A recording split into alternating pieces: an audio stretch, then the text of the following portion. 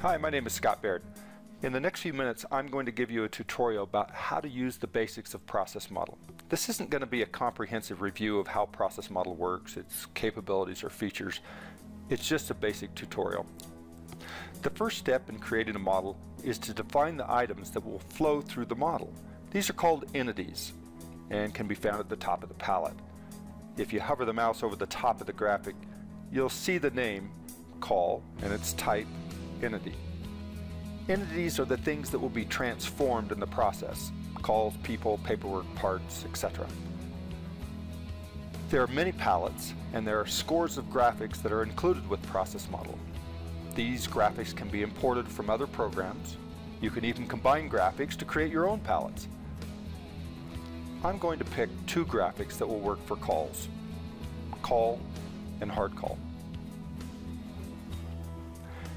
Next, lay out the activities or the steps used to transform the entity. These are the flowchart symbols. As soon as an activity is placed, you just type to change the name of the activity. Sometimes it's a real advantage to just lay out the steps without connecting them. If you're in a meeting and you're trying to uncover the steps but not yet certain of the flow, you can easily rearrange and connect the steps later. It's like having a bunch of sticky notes on a piece of butcher paper, except that you don't have to recopy it into the computer later. Activities can also be automatically linked. At the end of this chapter, there's a video on automatic linking to show you how that's done. We will take the call, then perform research, and return calls. If the activities aren't exactly aligned, it's not a problem. There are great tools to align and properly space graphics that you can use later. There are two resources in this model: a resource that answers the calls and a resource that performs research and returns the calls. Once all the graphic elements are in place on the layout, the connector tool connects the entity to the first activity, then the flow that entity will follow through the activities. If there are any escapes from the process, just draw in those escapes. In this case, in the first step, there's an opportunity to answer simple questions by the operator, and then the processing ends. Connect the resources to where they'll work. Notice the green dots at the destination. The appearance of these green dots ensures that the connection is actually being made. Notice connecting different types of elements creates different line styles: arrivals, routings, resource connections. These lines are a legend to help you to quickly understand the diagram. Now just double-click on each item to add information. The double-headed arrow denotes an arrival, or how things enter the process. The type of arrival can be changed by selecting the Type drop-down. If a detailed model of a call center was being developed, a daily pattern arrival might be chosen. Then for every hour of the day, the quantities could be entered to match the arrivals of the system that you're studying. Arrivals could also be read in from historical records to create arrival patterns, but we'll hold that for another video. So that I can keep this video short and make the numbers easy to understand, I'm going to use one of the simplest arrivals. The periodic arrival allows entities to enter the system on a defined period. Arrivals will enter the model every 5 minutes. Double-clicking on the first activity exposes the Take Call dialog. The time field describes how long it takes for an entity to be processed. This could be a distribution. A distribution is a type of formula that represents the pattern of how long it's taken in the past to take a call. ProcessModel includes the capability to turn raw data into one of many distributions. For this example, we're going to keep the number simple again and enter 2 in the time field. The lines drawn out of the take call activity are called routings. Routings are the direction and the condition for moving entities. By default, these routings are percentage routes. In this case, 75% of the calls are simple calls that can be answered just by talking to the receptionist. Notice that the complementary route is automatically changed to 25%. To collect statistics on certain types of entities, all that you need to do is change the name of the entity as it travels through the process. When an entity is identified as needing research, we'll call it hard call, and you just pull that down from the drop-down. At the activity perform research, notice the input queue, output queue, and capacity. The input queue is where work's going to pile up if it's coming in faster than it can be processed. The capacity is where the work is actually performed. The output queue is where the work piles up after processing, if it can't be taken to the next activity fast enough. In this example, additional workers will be added later to perform research, so I'm going to set this capacity artificially high for now. The time for the performed research activity is set to 20 minutes. The time for return call is set to 3 minutes. Resources are the people or equipment used to process entities. If a resource is needed at an activity, but is busy at another activity, entities are going to wait until the resource becomes free. This is a powerful tool in helping to understand the delays caused when you have shared resources in a system.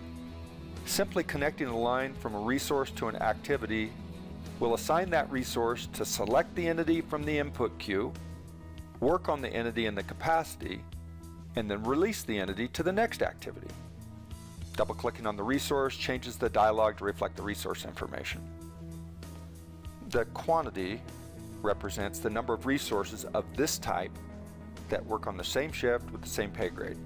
You can also add additional shifts and additional worker classifications. In this case, we're just going to have one of each type of resource. The amount of time that the resource is available can be changed. Shifts can be created for each of the types of workers or even the individual workers. Hourly cost of using the resource is entered. In this case, the operator makes $20 per hour and the staff person makes $25 an hour. Well, that's it. That's the main information that's needed to create a model. To run the model, select the Simulate button. This model just created has the ability to represent the behavior of a real system. Just the development of the simulation has also created an animation that shows where things go in the model and when they happen in relationship to other things. This live animation is critical in communicating complex ideas. During the animation, if you'll notice the numbers around the activities, the number above and to the left of an activity shows the quantity of entities in the input queue. The number below the activity shows the number of entities being worked on.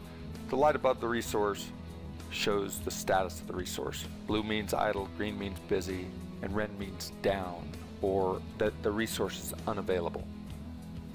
The option menu allows a zoom to any level so that you can show the animation in detail to other people. You can also run the simulation with the animation turned off. This allows it to run at incredible speeds. In the upper left-hand corner of the simulation, there's a billboard with quick statistics like the cycle time that an entity takes from when it enters the system until the entity exits, or the value-added time, the actual work time used to produce an entity, which in this model comes from the 2 minutes, 20 minutes, 3 minutes that we entered in the respective activities. The slider bar at the top allows the animation speed to be changed. Moving the slider bar to the right speeds the animation, while moving it to the left slows the animation. When you get to the end of the animation, just click yes to see the detailed output. The output detail report gives an automatic in-depth review of all the areas in the model. Custom reports can also be created. In this model, the areas that I would look at would be, number one is the entity summary. This gives an overview of what happened during the simulation. On average, from the time a call came in until a customer was called back was 670 minutes. That's over 11 hours. On 25 minutes worth of work content. All the rest of the time was spent on non-value added waiting time. Many of the built-in and custom graphs pinpoint problem areas to help you to discover changes that you need in your system. One of the built-in graphs, the resource states graph, shows how the resource were used during the simulation. In this model, you can see that the operator was utilized about 40%, while the staff person was utilized like 97%. Now let's move back to the build area. Simulation allows different scenarios to be tried. Because the whole system adjusts to changes that you make, It's as if you were running the real system with new suggestions. You might want to consider what changes you would make in the small help center. Many times people add staff to try and reduce the stress in performing research. You can add staff by changing the number in the resource quantity field. Sometimes people ask, what would happen if I cross-trained the operator to perform research? The operator can be assigned to perform research by drawing a connector from the resource to the line assigning the staff person. This makes the operator an alternate or secondary resource to perform research. Now, to make certain the inbound calls have a priority, open the connector that assigns the operator to the take call activity and select Respond Immediately. That means that when a call comes in and the operator is performing research, they'll drop the research and answer the call. After finishing the call, they'll go back and they'll complete the research that they were working on previously. There are a lot of features that are like this in ProcessModel that makes it a great tool. We've already viewed the animation and we've verified that the model is working correctly. So I'm going to show you a way to skip directly to the output result with the new changes that you've implemented. From the simulation menu, select Options. There are a number of important things in this dialog, but to turn off the animation, simply uncheck the animation box. This will allow the model to complete the model about 1,000 times faster. On the output file, let's check the same areas reviewed as last time. From the entity summary, the cycle time has been reduced from 11 hours to less than an hour. And we may want to find out what happened to our resources and what their utilization is. Now both the resources are utilized at about 70%. In this model, we were able to show how to achieve an 11 times reduction in cycle time without adding any resources. Simulation allows ideas to be tested under conditions that are similar to real life. You can include variability and shared resources for very complex and interdependent processes. Well, that's it for now. Thanks for joining us for this short tutorial.